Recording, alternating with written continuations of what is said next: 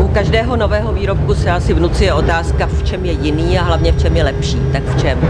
Tak toto je tramvaj složená ze 3 článků spojených klouby, uložená na 4 podvozcích.